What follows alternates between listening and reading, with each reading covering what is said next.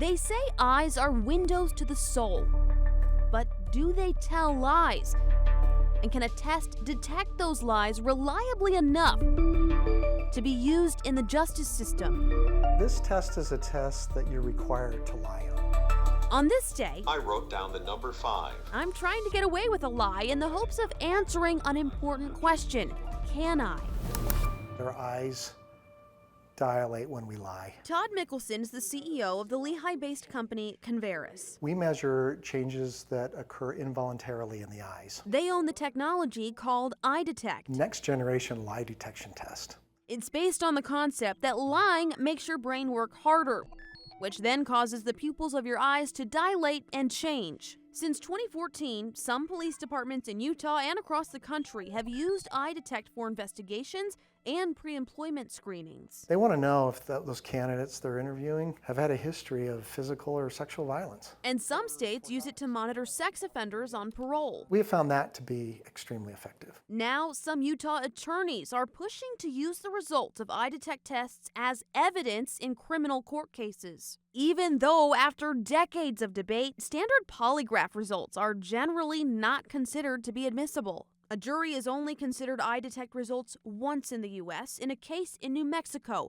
where polygraphs are allowed in court.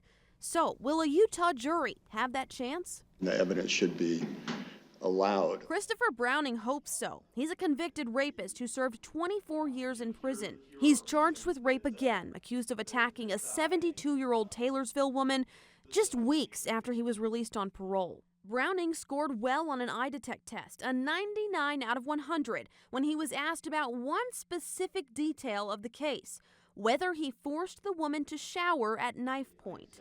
An expert testified the results have been found to be accurate 85% of the time. And Browning even penned a letter to the judge, writing, "This test cannot be manipulated." Eye detection is fundamentally no different than the physiological responses of a polygraph, and those are not admitted. Salt Lake County District Attorney Sim Gill's office has fought against using Eye Detect results in Browning's case and several others. When they're presented, we're going to object to it until we're told otherwise. Defense attorney Ralph De La Piana hopes Gill's office is told otherwise. We wanted to admit that evidence at the trial. After the judge sided with prosecutors blocking the Eye Detect results, De La Piana asked Utah's Supreme Court to hear an appeal on the issue. The Supreme Court needs to make a decision to say whether this is admissible or not admissible. While they wait for an answer, I decided to test the test myself. This test is a test that you're required to lie on. Okay. Mickelson agreed to show us a demo. We're going to have you write down a number between 2 and 9. The test then asks true or false questions about each number, 6 is not the number that I picked.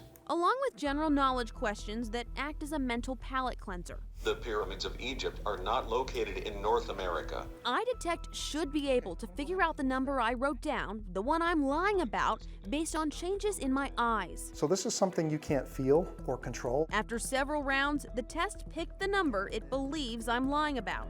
And we think your number is 7. Would you like me to reveal the number? Yes. Wow.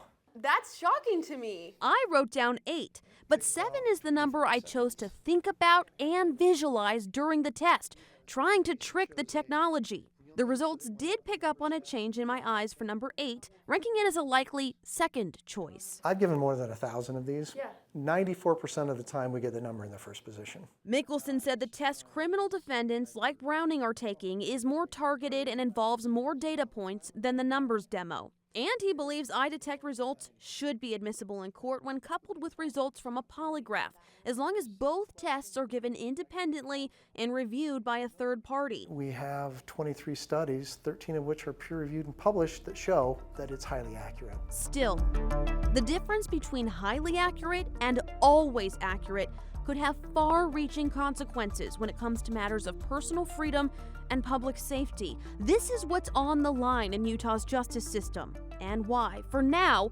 courts leave it to juries to look for lies and decide what's true.